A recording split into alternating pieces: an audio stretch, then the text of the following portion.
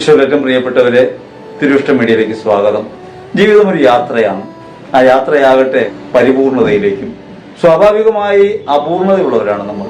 നമ്മുടെ ജീവിതം നശ്വരമാണെന്ന് നമുക്കറിയാം. നശ്വരതയെ അനശ്വരതയുമായി കൂട്ടിവിളക്കുന്ന ജീവിത വഴിയാണ് ക്രിസ്തു.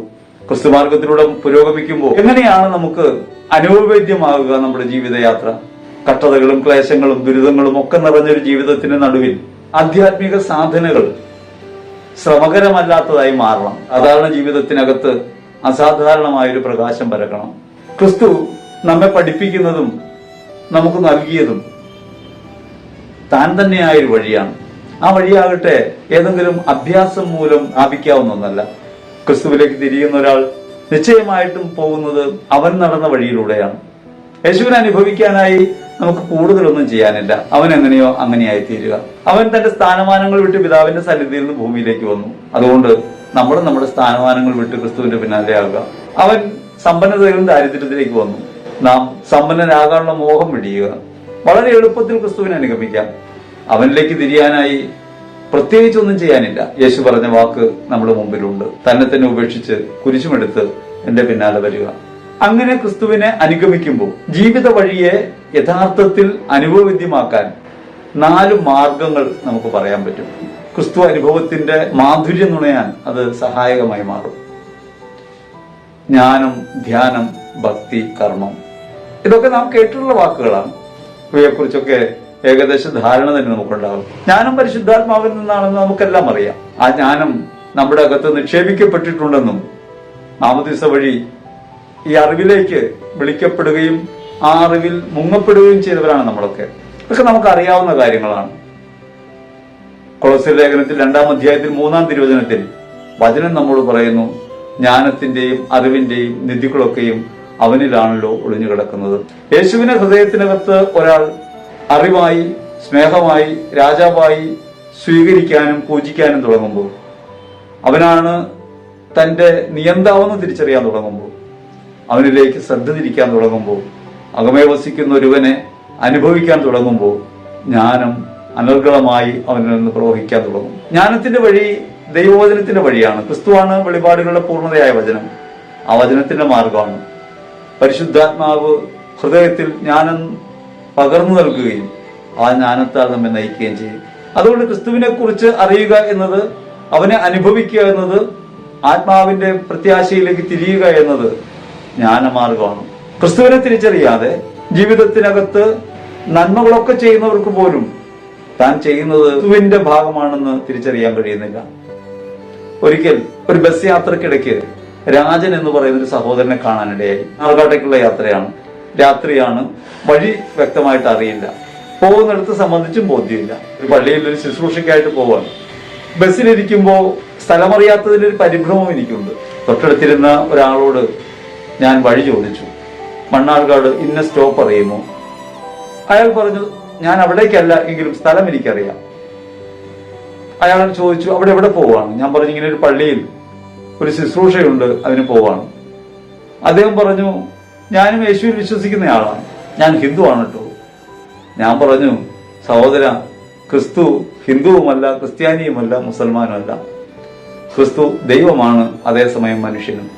അപ്പൊ അദ്ദേഹം എന്നോട് പറഞ്ഞു: ഞാൻ അമല ഹോസ്പിറ്റലിൽ നിന്ന് വരികയാണ്, അവിടെ ബ്രദറിലോ ക്യാൻസർ ആയിട്ട് കിടക്കുകയായിരുന്നു, അദ്ദേഹത്തെയും കൊണ്ടുള്ള തിരിച്ചുവരവാണ്. ഞാൻ അവിടെ വെച്ച് അവിടുത്തെ കന്യാസ്ത്രീമാരെ കണ്ടു. എത്ര സ്നേഹമുള്ളവരാണ് അവർ. ഉച്ചയ്ക്ക് എല്ലാവർക്കും ഭക്ഷണം കൊടുക്കുന്നു. ഞാനും വാങ്ങിക്കൊടുത്തു ഒരു 10 കിലോ അരി. ഞാൻ ചോദിച്ചു: വീട്ടിൽ ആരൊക്കെയുണ്ട്? ഒരു വയ്യാത്തൊരു പെങ്ങളും പ്രായമായൊരു അമ്മയുമാണ് എനിക്കുള്ളത്. ഒരു പെങ്ങളെ കെട്ടിച്ചു, ആ പെങ്ങളുടെ ഭർത്താവാണ് രോഗിയായിരിക്കുന്നത്. ഇനി അദ്ദേഹത്തിനൊരു മകളുണ്ട്, അവളെ എങ്ങനെയെങ്കിലും കെട്ടിക്കണം. ഞാൻ ചോദിച്ചു: രാജൻ കല്യാണം കഴിച്ചതാണോ? അദ്ദേഹം പറഞ്ഞു: 35 വയസ്സായി, ഇനി കല്യാണമൊന്നും കഴിക്കുന്നില്ല, കഷണ്ടിയൊക്കെ കയറി. ഞാൻ ചോദിച്ചു: എന്തേ കല്യാണം കഴിക്കാത്തത്? ഒരു പെങ്ങൾ വയ്യാത്തതാണ്, അവളെ നോക്കാൻ ആള് വേണ്ടേ, അമ്മയ്ക്കൊരു തുണ വേണ്ടേ? ഞാൻ കല്യാണം കഴിച്ച് എന്റെ സ്വന്തം കാര്യം നോക്കിപ്പോയാൽ അവരാരും നോക്കും? ഇപ്പോ ബ്രദറിലേക്കും വയ്യാണ്ടായി, ഇനി ആ കുടുംബം നോക്കണ്ടേ? എനിക്ക് അയാളോട് സങ്കടം തോന്നി. ഉടനെ അയാൾ എന്നോട് പറഞ്ഞു: എനിക്കാകെ 2 ഷർട്ടേ ഉള്ളൂ.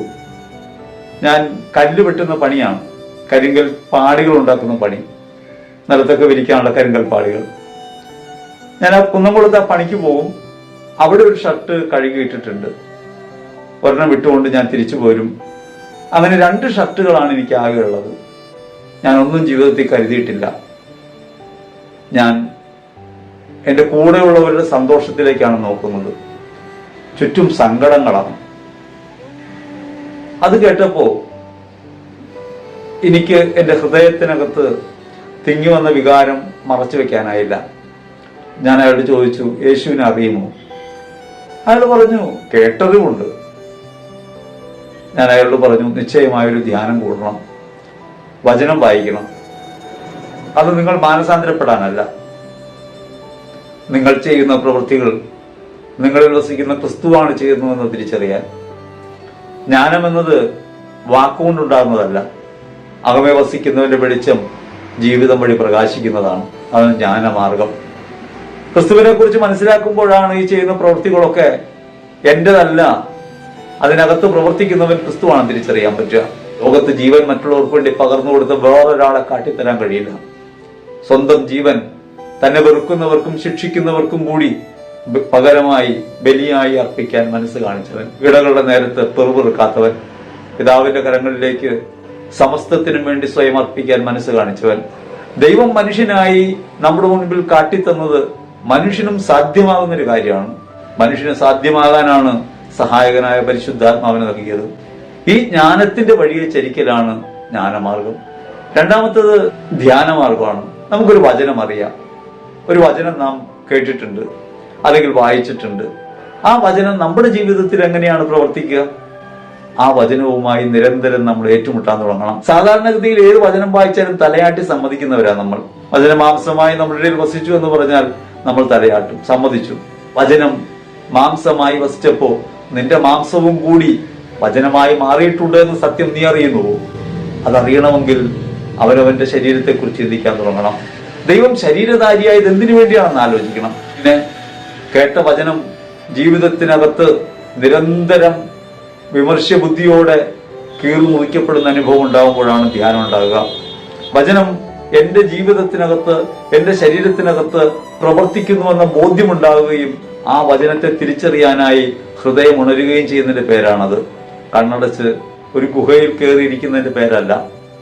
കണ്ണു തുറന്ന് ആൾക്കൂട്ടത്തിനിടയ്ക്ക്, തിരക്കുകൾക്കിടയ്ക്ക്, അധ്വാനത്തിനിടയ്ക്ക് ഒക്കെ നിരന്തരം ഹൃദയത്തെ ഭരിക്കുന്ന ഒന്നായി ക്രിസ്തു രഹസ്യം മാറുമ്പോഴാണ് ധ്യാനം ഉണ്ടാകുക.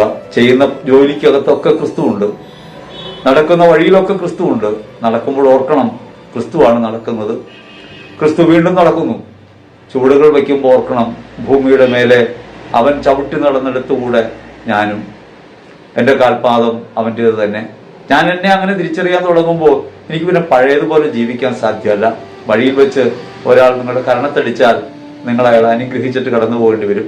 കാരണം ഒരു കരണത്തടിച്ചാൽ മറുകരണം കാണിച്ചു കൊടുക്കാൻ പറഞ്ഞ ഒറ്റുകാരനെ സ്നേഹിത എന്ന് വിളിച്ച ഒരുവനാണ് അപ്പോൾ ജീവിക്കുന്നത്. അങ്ങനെ ജീവിതത്തെ ക്രിസ്തുവിൽ പരിവർത്തിപ്പിക്കുന്നതിന്റെ പേരാണ് ധ്യാനം. കണ്ണടച്ച് കുത്തിയിരുന്ന് ചിന്തിച്ച് ഏതെങ്കിലും ഒരു വിഷയത്തെക്കുറിച്ച് ഒരു ധാരണയിലെത്തി അത് മഹത്വമുള്ളതായി തിരിച്ചറിഞ്ഞ് അത് പ്രഘോഷിക്കുന്നതിന്റെ പേരല്ല ധ്യാനം. കേൾക്കുന്ന വചനപ്രഘോഷണമല്ല ധ്യാനം. ധ്യാനം സ്വന്തം ജീവിതത്തെ ക്രിസ്തുവിൽ കൂട്ടിച്ചേർക്കാനായി ഹൃദയം കൊണ്ട് നടത്തുന്ന ഒരു യാത്രയാണ്. അതിന് നിങ്ങൾ ഒരിടത്ത് പോയി ഒളിച്ചിരിക്കേണ്ടതില്ല, കഠിനാധ്വാനം ചെയ്യേണ്ടതില്ല. നിങ്ങൾ ഓർക്കുക, നിങ്ങളുടെ അകത്ത് ക്രിസ്തു ജീവിക്കുന്നുവെന്ന്, അവനകമേ വസിക്കുന്നുവെന്ന പരമാർത്ഥം തിരിച്ചറിഞ്ഞ് ജീവിക്കുന്ന ഒരാൾക്ക് അവനെ തന്നെ അനുഭവിക്കാൻ കഴിയും. സ്വന്തം ജീവിതത്തിനകത്ത് ക്രിസ്തുവിനെ അപ്രകാരം കാണാൻ കഴിയുമ്പോഴാണ് മറ്റുള്ളവരിൽ ക്രിസ്തു പ്രകാശിക്കുന്നത് തിരിച്ചറിയാൻ പറ്റുക. അങ്ങനെ ഹൃദയത്തിനകത്ത് വസിക്കുന്നവനെ നാം തിരിച്ചറിയാൻ തുടങ്ങുമ്പോൾ കൊളോസ്യർ ലേഖനം 1:27 നമ്മുടെ ഉള്ളിലേക്ക് വരും. മഹത്വത്തിന്റെ പ്രത്യാശയായവൻ നിങ്ങളുടെ ഉള്ളിൽ. മഹത്വത്തിന്റെ പ്രത്യാശയായവൻ അകമേ വസിക്കുന്നുവെന്ന ബോധ്യം ജീവിതത്തെ ആകെ പരിവർത്തിപ്പിക്കും. ധ്യാനം എന്നത് ഒരു കർമ്മ വഴിയിലേക്ക് തിരിയാൻ തുടങ്ങും. അങ്ങനെ ധ്യാനത്തിലൂടെ കടന്ന് ജീവിതയാത്ര മുൻപോട്ട് നീങ്ങുമ്പോൾ സ്വാഭാവികമായും നമ്മുടെ ജീവിതത്തിന്റെ താൽക്കാലികതകൾ നമ്മെ വലയം ചെയ്യാൻ തുടങ്ങും. അപ്പോ ചേർന്നിരിപ്പ് അസാധ്യമാകും. ഭക്തി എന്നാൽ ചേർന്നിരിപ്പാണ്. ദൈവത്തോട് ചേർന്നിരിക്കുക വളരെ ബുദ്ധിമുട്ടുള്ള കാര്യമായിട്ട് മാറും. യാക്കോബ് പറയുന്നുണ്ട്, ഒരാൾ ദൈവഭക്തനാണെന്ന് കരുതുകയും തന്റെ നാവിനെ നിയന്ത്രിക്കാതെ ഹൃദയത്തെ വഞ്ചിക്കുകയും ചെയ്താൽ അവന്റെ ഭക്തി വ്യർത്ഥമത്രേ. നമ്മുടെ നാവ് കൊണ്ട് നാം പറയുന്നതും ഹൃദയത്തിന്റെ ചിന്തയും ഒരേ രീതിയിലാകുമ്പോൾ, അത് സത്യം പറയുന്നവരായിട്ട് മാറുമ്പോഴാണ് യഥാർത്ഥത്തിൽ കാപട്യമില്ലാത്ത ഒരാളായി മാറുക. അപ്പോഴാണ് ദൈവഭക്തി യാഥാർത്ഥ്യമുള്ളതായിട്ട് മാറുക. ഇനി തുടർന്ന് ശ്രീഹ പറയുന്നുണ്ട് ഒരുവന്റെ ഭക്തി എന്താണ്. അത് അനാഥരുടെയും വിധവകളുടെയും ക്ലേശങ്ങളിൽ പങ്കുചേരുന്നതാണ്. എന്ന് ലോകത്തിന്റെ മാലിന്യം ഏൽക്കാതെ തന്നെ കാത്തു സൂക്ഷിക്കുന്നതാണ്. ലോകത്തിന്റെ മാലിന്യം എന്ന് വെച്ചാൽ തിരിച്ചു പ്രതീക്ഷിക്കുന്നതാണ് ലോകത്തിന്റെ മാലിന്യം. അപ്പൊ ഹൃദയത്തിനകത്ത് മറ്റുള്ളവർക്ക് വേണ്ടി ആയിത്തീരുക എന്നൊരു വഴി ജീവിത ദൗത്യമായിട്ട് എടുക്കുമ്പോഴാണ് ഭക്തി ശരിക്കും പരിപൂർണ്ണമാകുക. ഇന്നത്തെ നമ്മുടെ ഭക്തി അഭ്യാസങ്ങളിൽ കുടുങ്ങിപ്പോയ ഭക്തിയാണ്. നമ്മൾ കൊന്ത ചെല്ലുമ്പോൾ ഭക്തനാണെന്ന് വിചാരിക്കും, മറിയത്തിന്റെ ലുത്തിനിയെ പാടുമ്പോൾ ഭക്തനാണെന്ന് വിചാരിക്കും, അതേപോലെ ദിവ്യകാരുണ്യ സന്നിധിയിൽ പോയിരിക്കുമ്പോൾ ഭക്തനാണെന്ന് വിചാരിക്കും, തീർത്ഥാടനത്തിന് പോകുമ്പോൾ ഭക്തനാണെന്ന് വിചാരിക്കും, വിശുദ്ധരുടെ നവനാളൊക്കെ കൂടുമ്പോൾ ഭക്തനാണെന്ന് വിചാരിക്കും, പിന്നെ വചനം ഉരുളുമ്പോഴും സ്തുതിക്കുമ്പോഴും ഒക്കെ ഭക്തനാണെന്ന് വിചാരിക്കും. ഭക്തി ഒരു ചുവടുവെപ്പാണ്. വിശ്വാസ വഴിയില് ഭക്തി ഒരു പൂർണ്ണതാ മാർഗമല്ല, ഒരു ചുവടുവെപ്പാണ്. ആ ചുവടുവെപ്പ് യാഥാർത്ഥ്യമുള്ളതായിട്ട് മാറണമെങ്കിൽ എങ്ങനെയാണ്? നമ്മൾ അതേ വഴിയിലൂടെ നടക്കാൻ തുടങ്ങണം, ചേർന്ന് നടപ്പുണ്ടാവണം. നമ്മൾ മറിയത്തിന്റെ ഭക്തരായി തീരുന്നത് കൊണ്ടാണ് നമ്മൾ കാര്യം നടക്കാൻ മറിയം എളുപ്പമുള്ള ആളെന്ന് വിചാരിച്ചിട്ടാണ്. മറിയം എന്റെ അമ്മയാണെന്നൊന്ന് വിചാരിച്ചിട്ടുണ്ടോ? അതുകൊണ്ട് ഈ ലോകത്ത് ആരും ഉപേക്ഷിച്ചാലും ആശ്രയമായിട്ട് മറിയം എന്റെ കൂടെ ഉണ്ടെന്നൊരു ചിന്തയുണ്ടോ? വേണ്ട. മറിയത്തിന്റെ കൈവിരൽ തൂങ്ങിയാലാണ് ക്രിസ്തുവിനെ ശരിക്കും മനസ്സിലാകുക എന്ന് തോന്നിയിട്ടുള്ളൂ. അങ്ങനെയും തോന്നിയിട്ടല്ലോ. യേശുവിനെ കൂടുതൽ മനസ്സിലാക്കാൻ യേശുവിന്റെ അമ്മയോടൊപ്പം നടക്കുന്ന എളുപ്പം എന്നൊരു ചിന്ത കൊണ്ടാണോ മറിയത്തിന്റെ ഭക്തിയിൽ നാം മുഴുകുന്നത്? വിശുദ്ധ അന്തോനീസിന്റെ നവനാൾ കേന്ദ്രങ്ങൾക്ക് ആളുകൾ തടിച്ചു കൂടുന്ന കാണാറുണ്ട്. അത് അന്തോനീസിനെ കണ്ടിട്ടാണോ? അന്തോനീസിന്റെ ഭക്തിയിൽ നമ്മളായാൽ നമ്മുടെ ജീവിതത്തിൽ അസ്വസ്ഥത ആരംഭിക്കും. കാരണം അനുസരണം വേണം. അന്തോനീസ് അനുസരണത്തിന്റെ ആളാണ്. തന്റെ സഭയ്ക്കകത്ത് മുതിർന്നവർക്കൊക്കെ അനുസരണം പ്രഖ്യാപിച്ചയാൾ, വളരെയധികം നിഷ്ഠയോടെ സന്യാസം പാലിച്ചയാൾ. അങ്ങനെ ഒരാളായി തീരാനായിട്ടാണോ നമ്മൾ അന്തോനീസിന്റെ അടുത്ത് പോവുക? അവിടെ പോകുന്ന കല്യാണം നടക്കാനാ. സന്യാസിയായവനോട് കല്യാണം നടത്തി തരണേന്ന് പ്രാർത്ഥിക്കാൻ വേണ്ടിയാ. ചിലരൊക്കെ പറയുന്നത് എന്തെങ്കിലുമൊക്കെ വസ്തുക്കൾ നഷ്ടപ്പെട്ടു പോയാൽ ചോദിക്കാൻ പറ്റിയ ആളാണെന്നാണ്. അന്തോനീസ് ഒരു പോലീസുകാരനായിട്ടാണോ നമ്മൾ പരിഗണിച്ചിട്ടുള്ളതെന്ന് ആലോചിക്കേണ്ടതുണ്ട്. യഥാർത്ഥത്തിൽ ഒരു വിശുദ്ധാത്മാവിനോട് നമുക്ക് ഭക്തി ഉണ്ടാകുക എന്ന് പറഞ്ഞാൽ ആ വിശുദ്ധാത്മാവ് ജീവിതത്തിൽ പുലർത്തിയ ഒരു പുണ്യത്തെ നമ്മുടെ ജീവിതത്തിന്റെ ഭാഗമാക്കി മാറ്റുന്ന രീതിയിൽ ജീവിക്കാൻ ശ്രമിക്കുകയാണ്. ക്രിസ്തുവിനോട് നാം ഭക്തനായി തീരുമ്പോൾ ക്രിസ്തുമാർഗത്തിൽ പുരോഗമിക്കുന്ന പോലെ ദിവ്യകാരുണ്യ സന്നിധിയിൽ ദിവ്യകാരുണ്യ ഭക്തിയിൽ നാം ഒഴുകുമ്പോൾ അവൻ മുറിച്ചു വിളമ്പിയതുപോലെ മുറിച്ചു വിളമ്പാനുള്ള ഒരു പാഠം ഹൃദയത്തിനകത്ത് സ്വീകരിക്കുന്നതിലൂടെ അങ്ങനെയൊക്കെയാണ് ഭക്തിയിലേക്ക് വളരാൻ പറ്റുക. പക്ഷെ ഇന്ന് നമ്മൾ കാര്യം കാണാൻ ഈ ഭക്തി കൊള്ളാമെങ്കിൽ ഇരിക്കട്ടെ എന്ന് വിചാരിച്ചിട്ടാണ്. അതുകൊണ്ട് ലോട്ടറി എടുക്കുന്നതിനേക്കാൾ വ്യത്യസ്തമായ ഒന്നല്ല ഭക്തി എന്ന്. ഭക്തി എന്ന് പറയുന്നത് യഥാർത്ഥത്തിൽ വിശ്വാസ വിരുദ്ധമായ ഒന്നായി ആനുകാലിക ചുറ്റുപാടിൽ മാറിയിട്ടുണ്ട്. നമ്മൾ പറഞ്ഞ യഥാർത്ഥ ഭക്തിയെക്കുറിച്ചാണ്, ഒരു ചേർന്നിരിപ്പിനെ കുറിച്ച്, നിരന്തരം ധ്യാനത്തെക്കുറിച്ച്, കൂടെ വഴികളിലൊക്കെ ക്രിസ്തു ഉണ്ടെന്നൊരു ബോധ്യത്തിൽ ജീവിക്കാൻ അങ്ങനെ ആവുന്നുണ്ടോ എന്ന് ആലോചിക്കണം. ഒന്ന് ആലോചിച്ച് നോക്കിയേ. നിങ്ങൾ വീട്ടിൽ നിന്ന് പുറത്തേക്ക് ഇറങ്ങുന്നു, കർത്താവ് കൂടെ ഉണ്ടെന്ന് വിചാരിക്കുന്നു, കൂടെയുള്ള ആളോട് പറയുന്നു നമുക്ക് പോകാം. പെട്ടെന്ന് തോന്നും ഭ്രാന്താണെന്ന്. കൂടെയുള്ള ഒരാളെ തിരിച്ചറിയാതെ പോകുന്നില്ലേ? മാലാക ഒന്ന് കൂടെയുണ്ട്, കാവൽ മാലാക, അറിയുന്നില്ല. വിശുദ്ധൻ കൂടെയുണ്ട്, അറിയുന്നില്ല. ക്രിസ്തു അകമേ വസിക്കുന്നവർ അറിയുന്നില്ല. ഒരു ആലോചനയും ചോദിക്കുന്നില്ല, ഒരു സംഭാഷണവുമില്ല. കൂടെ വസിക്കുന്നവരെ മറന്ന്, അവന്റെ സഹവാസം മറന്ന്, മാലാഖയെ മറന്ന്, വിശുദ്ധാത്മാക്കളെ മറന്ന് നാം വേറൊരു ലോകത്ത് വ്യാപരിക്കുകയാണ്. എല്ലാം കഴിഞ്ഞ് അല്പനേരം എവിടെയെങ്കിലും കുത്തിയിരുന്ന് പ്രാർത്ഥിക്കാൻ നേരത്ത് എല്ലാം കൂടി തിരിച്ചുകൊണ്ടെന്ന് വെക്കുന്നു, ഈ ആഭരണം അണിയുന്ന പോലെ.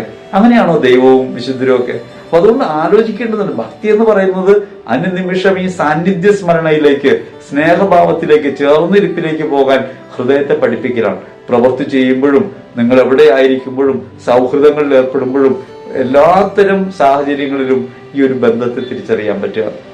നാലാമത്തെ മാർഗമാകട്ടെ കർമ്മമാർഗമാണ്. അത് ജീവാർപ്പണത്തിൻ്റെതാണ്.